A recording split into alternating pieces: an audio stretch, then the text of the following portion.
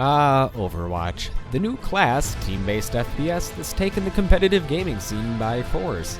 It's the first game in over 2 years to dethrone League of Legends as the most played esport. A lot of people are playing it, myself included. However, what if you have a very low-end PC? Can you run it too? Here on this channel, we are devoted to answering that question. So today, we're going to see how low-end of a GPU can run this game, and at what sort of settings and frame rates you can expect to see with each.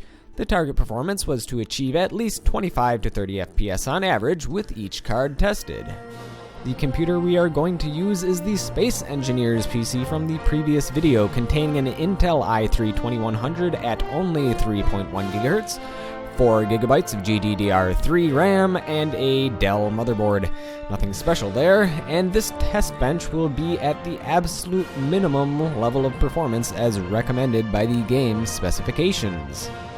The cards that were tested were the GTX 470, the R5 240, the GT 710, GT 610, the Radeon HD 6450, the HD 4850, and finally the HD 4670. There is something to note: any Nvidia 200 series or below will not run this game, as the game's API is not supported. Even though I tested both a GTX 295 and 285, which are still decently powerful low-end cards, they could not launch the game due to the API not being supported. First off, the GTX 470 was the most playable and powerful of the cards tested. At 1080p low settings at a 75% display scale, this valiant little card managed a very playable average of 31 FPS with a max of only 35 and only ever dipping down to 27 when shit hit the fan. Even 6 years after release, this card still manages to run new games with a very respectable frame rate. The second most powerful card tested was the Radeon R5 240. Although a little bit newer, at only 3 years old, it was never a high-end card, but still manages a decent frame rate at 1080p at low settings, with a maximum frame rate of 53 and average of 26.77 and 14 frames per second during the toughest moments. This card can manage quite well for a low-end 1080p system. Not great, but it's still quite adequate. The Radeon HD 4850 that I tested was a 512 megabyte version. The video RAM did cause issues, as well as limit the resolution size to 1600 by 900. However, even so, it did have a respectable performance. There were frame rate stutters caused by the VRAM, causing the lowest frame rate to hit a pretty poor 10 FPS.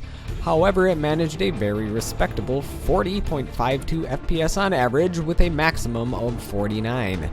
Surprisingly, lowering the resolution to 720p doesn't help this card with the stuttering. Most likely a 1GB card variant would perform much better and wouldn't have these issues. The Nvidia GT 610 is a dismal and sad little card. However, for those of you stuck with it, you can technically play Overwatch on it, and I only say technically because the game does run. But at 720p low settings with a 33% display scaling, it looks as though somebody rubbed Vaseline all over the screens. Even so, it achieved an average of 27.31 frames per second with a maximum of 40 and a minimum of only 19 FPS. It is at least playable in terms of frame rate. However, detail is extremely hard to make out at what is essentially 420 by 240 resolution of the characters, weapons, and objects. The GT 710 managed a better display scaling at 720p of 50%, making the screen a little bit clearer. In addition, the average frame rate jumped up to 40.51 FPS, with it only ever dipping down to 23 when the action got crazy. Also, with a maximum of 67, you can expect to see a silky smooth performance when the action is a little bit calmer. The HD 6450, the infamous $3 graphics card I got, managed a very playable 720p experience with a maximum frame rate of 44 and a minimum of a respectable 23.